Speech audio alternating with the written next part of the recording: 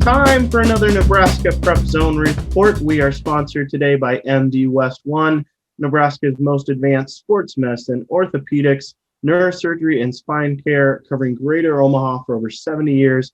I'm your host, Jake Anderson, and I'm pleased to be joined today by Mike Patterson. How are you doing today, Mike? Hey, Jake. Good. How about you? Not too bad. Are you recovered from 10 days of state basketball? Still decompressing. Still decompressing from that. Busy time. That's two of our busiest weeks of the year. First the girls tournament, then the boys. And, of course, stretched out this year, both of them 5 days. So incredibly busy time. But, wow, had some great games down there, both girls and boys. So really credit to the NSAA for giving us a season. And I think we were all rewarded by how those tournaments turned out. Definitely. And speaking of the NSAA, we're not going to gloss over basketball. We will do a full recap when we talk all Nebraska basketball teams. But last week, they kind of slipped it in there during the state tournament. The state track meet this year at Burke Stadium will be held over 4 days instead of the traditional Friday, Saturday. So you'll have A and D early in the week, B and C, Friday, Saturday. I think that'll be a good change for state track. Well, they're doing everything they can to have these championships played and stretching it out like they did basketball, like they did volleyball. So they're doing what they can to try and spread it out, keep us all safe. And I think, like you said, Jake, it's probably a good plan and the best plan they could have for this year. Whether it stays that way, we'll see. But for this year, I think that's probably the way to go. Agreed. And we're doing a nice, robust Nebraska high school baseball preview today because, believe it or not, baseball starts tomorrow. And we'll talk a little bit about what the state tournament for baseball might look like later. But let's turn to and get right into baseball here. And you sent in your preseason ratings today. And the first thing that caught my eye, because you always have the last season's record on there, it said 2019. We haven't seen these teams outside of Legion in 2 years. Seniors this season were sophomores in 2019. What are the expectations? That's why there's going to be a serious air of unpredictability going into this season, Jake. Talking to the coaches, when I asked what was your record, they didn't know whether to put down their 2019 record, their 2020 record, which of course was 0-0 because we didn't have a season last year, whether to put down their Legion record this past summer. So, a lot of this, we're going off what happened 2 years ago. So thinking about that lost season last year, it's really disappointing. I think it could have been one of the best in Nebraska high school baseball history. We just had a lot of seniors. A lot of the top teams had most of their guys coming back. So we lost that season. Looking ahead to this year, and it's hard to rate teams when even the coaches say, we don't really know what we have or what we're looking at or what other teams have. And we probably won't really know until the first maybe 2-3 weeks of the season. So kind of educated guesses at this point. It's been a relatively snow-free spring. I mean, at least for late February, early March. How much practice time have they been able to get? Well, I think most of the teams really enjoyed that, especially last week where the weather was mild. Unfortunately, we still had some snow on the ground, and that had to melt. It seems like there's more and more teams that have all artificial turf fields, so they have a little bit of an advantage in the spring. But, as of right now, of course, all the rain that we got recently is going to probably mess up maybe some of the games this first week. But I think for the most part, the teams were able to get some practices in, and they'll be ready to go when we're hopefully ready to get this thing started this week. So we're looking at 2 years since, outside of Legion last summer, since you've seen these teams on the field. And, we've mentioned the air of unpredictability. outside of that, what are your top storylines to watch?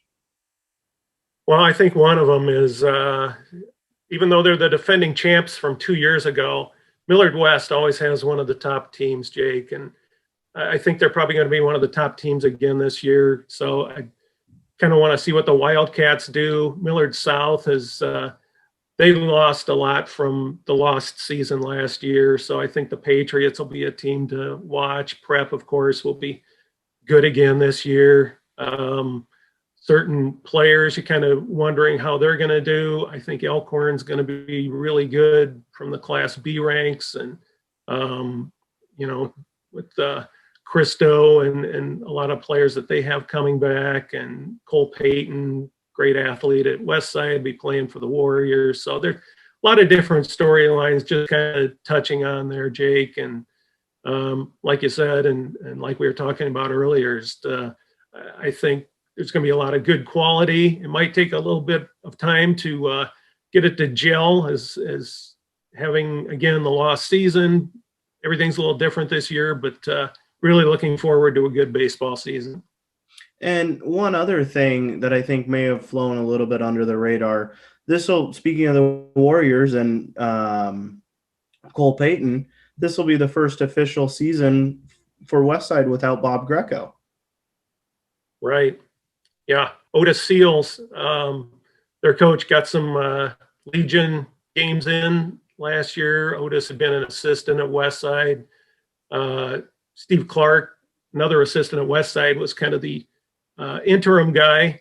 And so he was going to do it in 2020 varsity season, but that season got wiped out. So Steve kind of missed out on that opportunity. Otis took over in Legion season.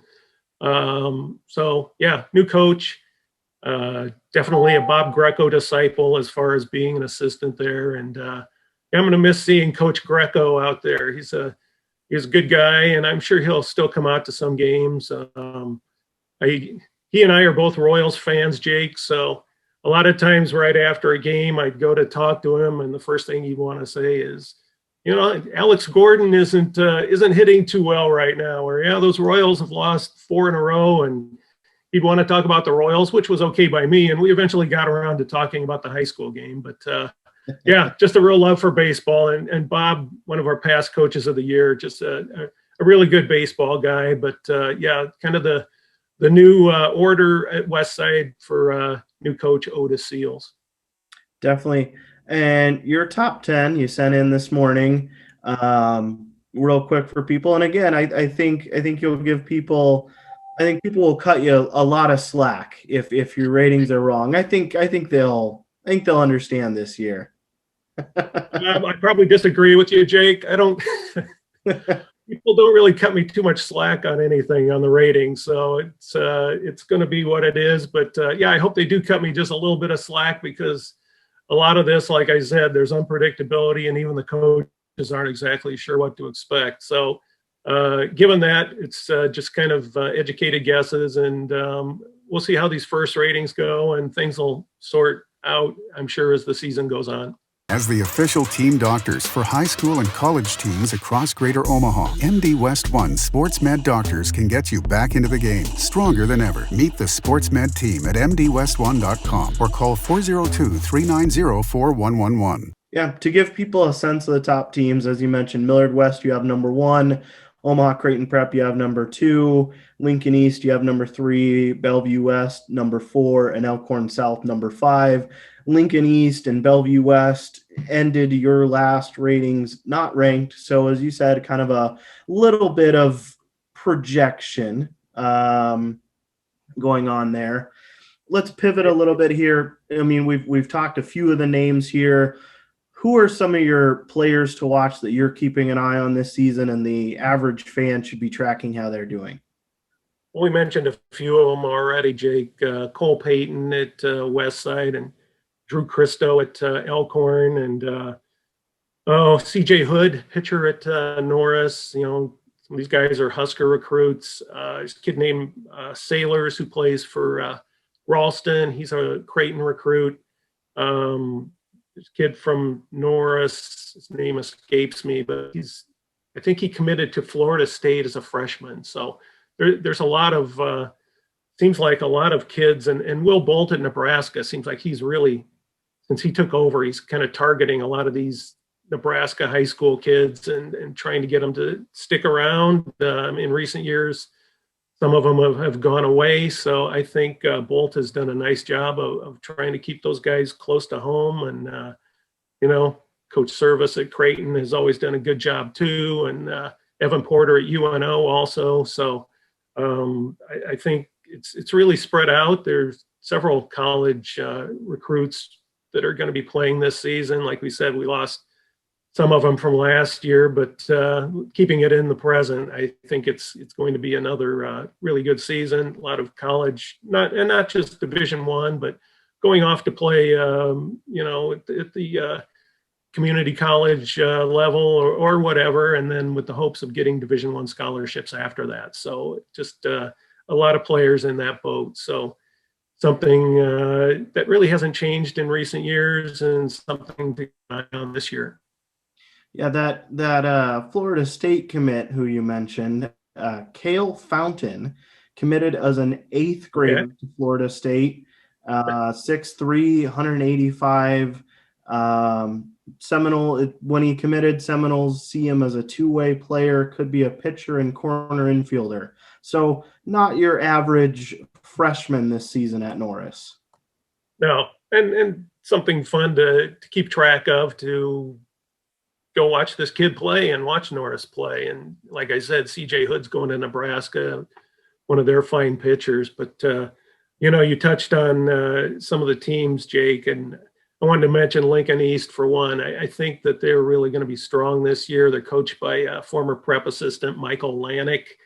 And going back to the Legion season this past summer, Lincoln East emerged as probably one of the best, if not the best teams. Unfortunately, they had a COVID outbreak on their team late in the season and they had to shut it down.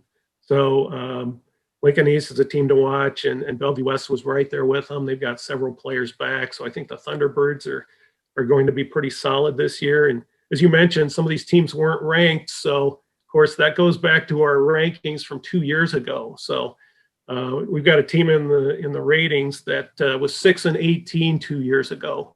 So that shows you how far a team can progress in 2 years. So at least what I think they might have progressed. We'll see. But there's going to be a lot of teams that weren't ranked that are going to pop up in our ratings this year just because of the 2-year window there.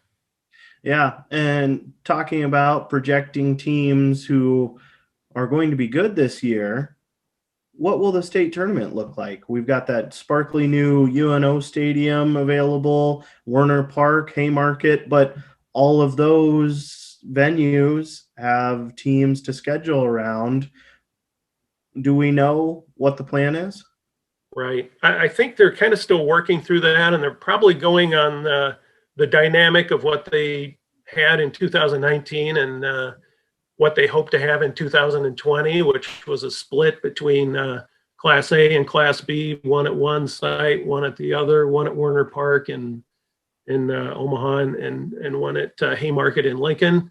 But, with the opening of the new UNO stadium, and I've driven past it. I haven't been to it yet, but I hear a lot of great things about it already, and it's going to be a really nice addition and something probably that's been overdue for the Mavs. So it's a great addition for the baseball scene here. So we'll have to see if that gets worked into the equation somehow. So I think a little bit of that is still up in the air, Jake. And I think that at least as of right now, they're kind of going on the Werner Park / Haymarket, but that's something that probably could change in the future.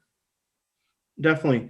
And the NSAA, as we noted at the top, has done a fantastic job with the state events this year, making sure, you had a few gripes with, state football's only at home sites. That's, that hurts the visiting team.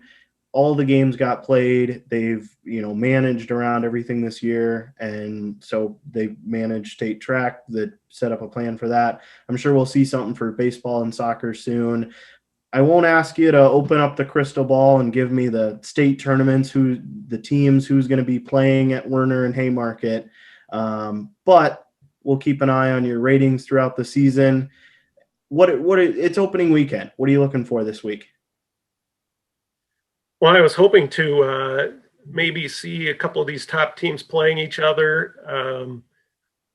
Weather, again, is possibly going to interfere. I know some of these games were going to be played down at Lincoln. I think Lincoln got more rain than we did here in Omaha, so I'm hearing that some of these games are already being moved up to Omaha, the artificial turf field at Westside or the artificial turf at Prep. Like I said, those schools that have that have a little bit of an inherent advantage, at least early in the season. So we'll see how that plays out. But yes, I'm really kind of eager to see how these players are going to look after the 2 years from the 2019 varsity season. You think of where we were at this point last year, Jake, where the pandemic was just starting up and everything was being canceled, and the CWS and the varsity spring seasons and everything else. And we've come so far in a year. And like you said, credit to the NSAA for working through these things. Yes, there might have been some nitpicks as far as allowing teams to play on their home field during football season or little things like that, but they're basically doing what they can to get these games and these championships played. So on the thought that we lost 2020, it's on to the 2021 season, and we're all looking forward to it. And on that note, I couldn't think of a more perfect way to end it. I'm looking forward to your baseball coverage throughout the year or throughout the season.